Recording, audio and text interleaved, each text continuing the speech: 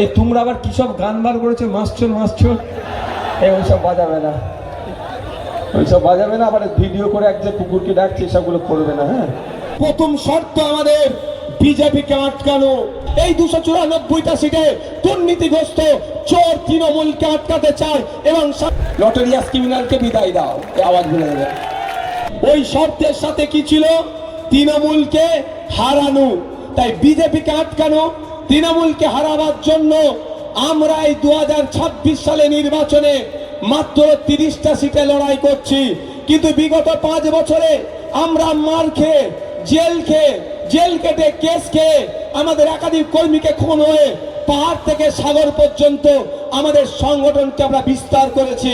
আমরা চাইলে এককভাবে 50 থেকে 60টা কম করে বিধানসভায় ব্যাপকভাবে ফাইট দিয়ে ফার্স্ট সেকেন্ডে আসতে পারবো, এই শক্তি আমরা তৈরি করেছি। কিন্তু আমরা 50-60টা সিট নয়, 294টা সিটে লড়াই করতে চাই। এই 294টা সিটে দুর্নীতিগ্রস্ত চোর তৃণমূলকে আটকাতে চাই এবং সাম্প্রদায়িক বিজেপিকে পরাস্ত করতে চাই। তাই সেই জন্য স্যাক্রিফাইস করে মাত্র 30টা সিটে আমরা দাঁড়িয়েছি। এই 30টা সিটে দাঁড়ানোর জন্য আমাদের পার্টির মধ্যেও অনেকে মনক্ষুণ্ণ হয়েছে, পার্টির একটু ক্ষতিও হয়েছে। কিন্তু পার্টির ক্ষতিটা আমার কাছে বড় কথা নয়।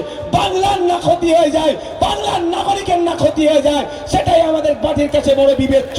তাই বাংলার স্বার্থে, বাংলার নাগরিকের স্বার্থে আমরা 30টা সিটে নিজেদেরকে গুটিয়ে রেখে এই লড়াইয়ে নেমেছি।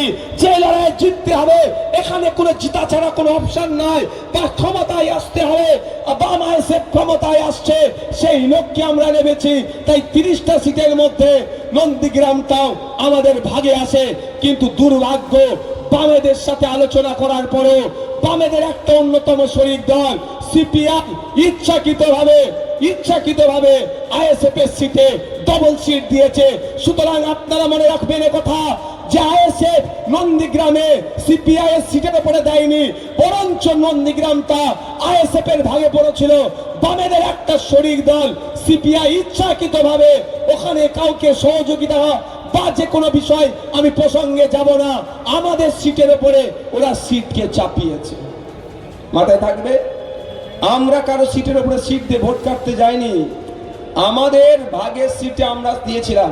30টা সিটে আমাদের আলোচনা হয়েছিল। আমরা দেখেছেন 31টা কোনো জায়গায় প্রার্থী দিচ্ছি, একটা এক্সট্রা, কেউ বলতে পারবে? কিন্তু আমাদের এরকম 4টে সিটে প্রার্থী এক্সট্রা দিয়ে দিয়েছে বামেদের শরিক দল। কোথায়? একটা হচ্ছে নন্দীগ্রাম, একটা হচ্ছে খানাকুল, তাহলে বলতে পারে খানাকুলে কাউকে জিতাতে গেছি। একটা মধ্যমগ্রাম, যেবারে একটা আমরা জিতছি মধ্যমগ্রামটা। খানাকুল ব্যাপক ফাইটিং এ আছে। 3 নম্বরে হবে তৃণমূল, সেই জায়গা তো আমরা পৌঁছে দিয়েছি। আর একটা হচ্ছে আপনার নন্দীগ্রাম, একটা বাসন্তী, 4টে সিটে বামেদের শরিকরা প্রার্থী দিয়ে দিয়েছে। বুঝতে পারছেন কি বলছি? আমরা কারো ঘাড়ে পা তুলিনি, কেউ আমাদেরকে ডিস্টার্ব করছে। শুধু তাই নয়, আপনি কুচবিহারে খোঁজ নিয়ে দেখুন, সিপিআইএম এর সিটে ফরওয়ার্ড ব্লক প্রার্থী দিয়েছে কুচবিহার।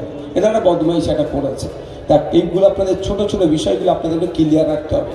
আর একটা ছোট বিষয় হচ্ছে, এবারে ভাঙড়ে ইভিএম মেশিন কটা হবে আপনারা জানেন? জানেন সবাই? 2টো হবে তো। ভোটটা ক জায়গায় দিতে হবে? এক জায়গাতেই দিতে হবে। কিভাবে, কোন জায়গায় দেবেন? কোন জায়গায় দেবেন?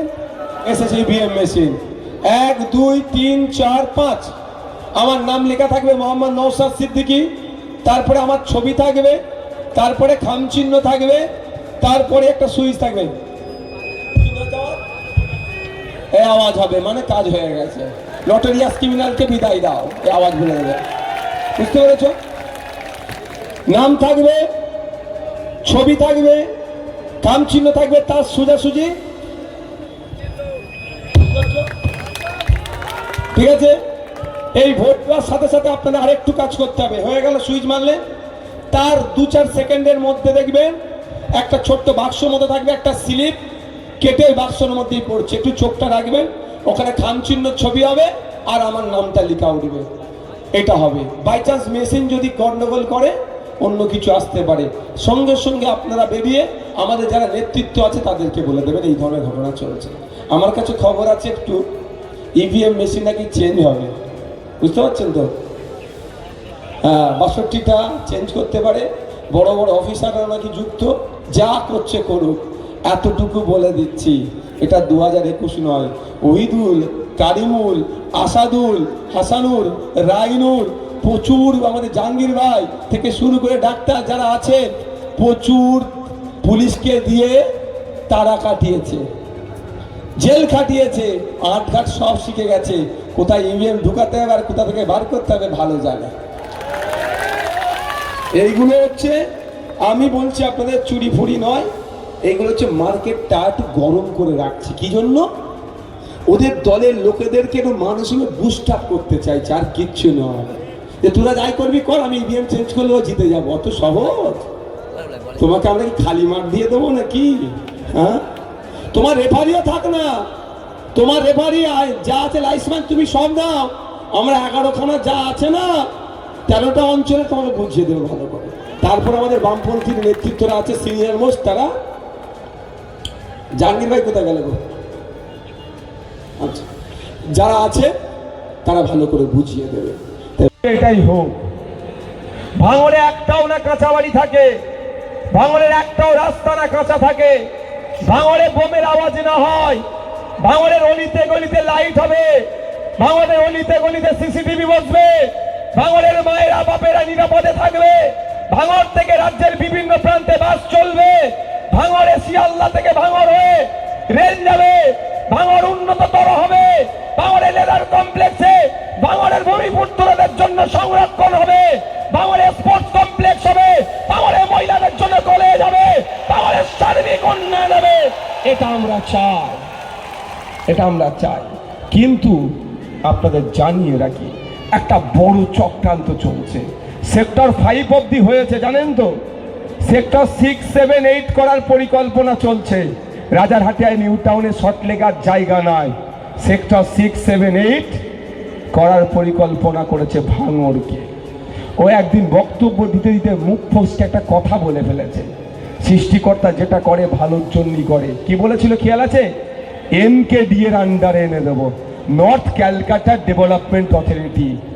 ছোটখাটো বিষয় নয়, তখন আর চাষ জমি থাকবে না। কেন আমি বলছি দেখুন, আমি এখন প্রমাণ ছাড়া কথা বলি না। যখন কলকাতা পুলিশের আন্ডারে ভাঙড়কে আনতে চাইছিল, ওই সময় বিধানসভার মধ্যে দাঁড়িয়ে রাজ্যের নগরায়ণ মন্ত্রীকে আমি প্রশ্ন করেছিলাম, শুধু পুলিশের ডান্ডা খাওয়ালে হবে না, কলকাতা কর্পোরেশনের মধ্যে কবে অন্তর্ভুক্ত আপনাদের করার কি কোনো পরিকল্পনা আছে সে কথা বলুন। তখন আমাকে উত্তর দিয়েছিল, যেখানে নাকি চাষবাস হয় অর্থাৎ গ্রাম্য পরিবেশ, সেখানে কর্পোরেশনের আন্ডারে আনা যায় না। এই উত্তরটা লিখিত আছে বিধানসভার মধ্যে। বিধানসভা লাইভ যদি টিভি চলতো, তাহলে নওশাদ সিদ্দিকীকে আজকে এখানে প্রোগ্রাম করতে লাগতো না। এর পরিবর্তে এখন বাম বা এসএফ এর যেখানে প্রার্থী হয়েছে সেখানে প্রোগ্রাম করতাম। বিগত 5 বছর ধরে আপনার ভাঙড়ের মানুষের জন্য শিক্ষা, স্বাস্থ্য, কর্মসংস্থান, বাসরুট হসপিটাল থেকে শুরু করে হিমঘরের জন্য যে আন্দোলন করেছে বিধানসভার মধ্যে, সেইগুলো টিভির আকারে যদি এলসিডি লাগিয়ে দেখালে আমি আমার ভোটটা পেয়ে যেতাম। কিন্তু দুর্ভাগ্য, লাইভ চলে না। তারপরেও বলছি, মন্ত্রী মহাশয়কে প্রশ্ন করেছিলাম, মন্ত্রী মহাশয় উত্তর দিয়েছিল, যেখানে গ্রাম্য পরিবেশ থাকে সেখানে কর্পোরেশনের আন্ডারে হয় না। তাহলে মাথাটা কোথায় মেরেছে? এনকেডি এর আন্ডারে ঢুকাবে প্রথমে, এনকেডি এর আন্ডারে ঢুকানোর পরে ওই রাতারাতি হিটকো জমি দখল করবে। যেরকম একটা রাতে 250 বিঘা জমি, বাস্তু জমি, কৃষিজ জমি, ব্যক্তি মালিকানা থাকার পরেও 250 বিঘা জমি রাজারহাট নিউ টাউন থেকে বেদখল হয়ে গেল, অর্থাৎ হিটকো দখল করে নিল, তার নামে কাগজ তুলে নিল। তাই আগামী দিনে এই ভাঙড়ের মানুষকে এইভাবে শোষণ করার জন্য 50,000 বাড়ির টোপ দেওয়া হচ্ছে, যাতে করে ওরা জান ভাবছে যে এই 50,000 মানুষ যদি আমাদেরকে 2টো করে ভোট দেয়, 1 লাখ ভোট পাবো, তাদের জনপ্রতিনিধি হয়ে যাবে। আগামী দিনে ভাঙড়ের জমি নিয়ে সেক্টর 6, 7, 8 তৈরি করব। অথবা এখানে ইন্ডাস্ট্রি বানাবো এবং সাথে সাথে এয়ারপোর্ট করব, এই সমস্ত জায়গাগুলোকে বুল্লুজাদ্দে ভেঙে দখল নেব, তখন জনপ্রতিনিধি নওশাদ সিদ্দিকী থাকবে না, বুক ছিটিয়ে লড়াই করার মতো কেউ থাকবে না। এই ধান্দাকে সামনে রেখে 50,000 বাড়ি দেওয়ার গল্প শুনিয়েছে। আর আপনাদের বলবো, ওয়াকাফ থেকে শুরু করে, ওবিসি থেকে শুরু করে, ফেক এসটিএসসি সার্টিফিকেট বাতিল থেকে শুরু করে এই এসআইআর পর্যন্ত বিপদে আপদে এই নওশাদ সিদ্দিকী সংযুক্ত মোর্চার বিধায়ক যেভাবে লড়াই করছে মুখ চিপিয়ে, যদি মনে করেন আপনার জমি, আপনার পিতার বাসস্থান, আপনার কবরস্থান, আপনার মন্দির, আপনার মসজিদ, আপনার বাসস্থান সুরক্ষিত রাখা দরকার, তাহলে আপনাদের বলবো অন্য কোনো জায়গায় ভোট দেওয়ার দরকার নাই। আগামী 29 এপ্রিল ইভিএম মেশিনের 5 নম্বর বুতাম টিপে বামেদের সমর্থনে আমি দাঁড়িয়েছি আমাকে বিপুল ভোটে জয়যুক্ত করার। আমি কথা দিয়ে যাচ্ছি, যেভাবে বলেছিলাম যে ভাঙড়ের মানুষের ইচ্ছার বাইরে এক কোদাল মাটি